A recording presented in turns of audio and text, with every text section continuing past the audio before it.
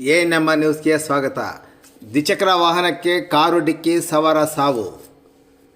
ಬೆಂಗಳೂರು ಚಿಂತಾಮಣಿ ಹೆದ್ದಾರಿಯ ತಳಗವಾರ ಕೈವಾರ ರಸ್ತೆಯ ಮಧ್ಯದ ತಿರುವಿನಲ್ಲಿ ಸ್ಯಾಂಟ್ರೋ ಕಾರೊಂದು ಹೀರೋ ಹೋಂಡಾ ದ್ವಿಚಕ್ರ ವಾಹನಕ್ಕೆ ಡಿಕ್ಕಿ ಹೊಡೆದ ಪರಿಣಾಮ ದ್ವಿಚಕ್ರ ವಾಹನ ಸವಾರ ಸ್ಥಳದಲ್ಲಿಯೇ ಸಾವನ್ನಪ್ಪಿರುವ ಘಟನೆ ಇಂದು ಬೆಳಗ್ಗೆ ನಡೆದಿದೆ.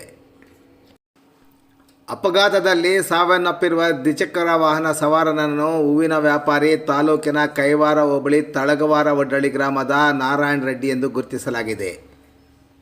ಕೈವಾರ ಕ್ರಾಸ್ನಿಂದ ತಳಗವಾರದತ್ತ ಹೋಗುತ್ತಿದ್ದ ದ್ವಿಚಕ್ರ ವಾಹನಕ್ಕೆ ಹಿಂಬದಿಯಿಂದ ಹೋದ ಕಾರಿನ ಚಾಲಕ ಅತಿ ವೇಗ ಮತ್ತು ಅಜಾಗರೂಕತೆಯಿಂದ ಚಾಲನೆ ಮಾಡಿಕೊಂಡು ಹೋಗಿ ದ್ವಿಚಕ್ರ ವಾಹನದ ಹಿಂಬದಿಗೆ ಡಿಕ್ಕಿ ಹೊಡೆದ ರಭಸಕ್ಕೆ ದ್ವಿಚಕ್ರ ವಾಹನ ಸವಾರ ರಸ್ತೆಯ ಪಕ್ಕದ ಕಬ್ಬಿಣದ ತಡೆಗೋಡೆ ದಾಟಿ ರಸ್ತೆಯ ಪಕ್ಕದ ಗುಂಡಿಗೆ ಬಿದ್ದು ಸ್ಥಳದಲ್ಲಿಯೇ ಸಾವನ್ನಪ್ಪಿದ್ದಾನೆ.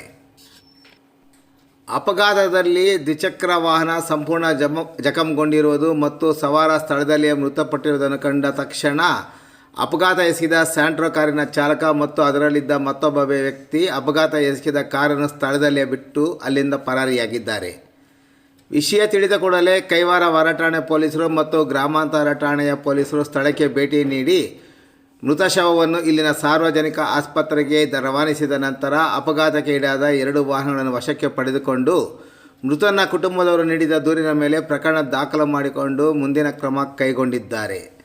ಪರಾರಿಯಾಗಿರುವ ಚಾಲಕನ ಪತ್ತೆಗೂ ಸಹ ಮುಂದಾಗಿದ್ದಾರೆ.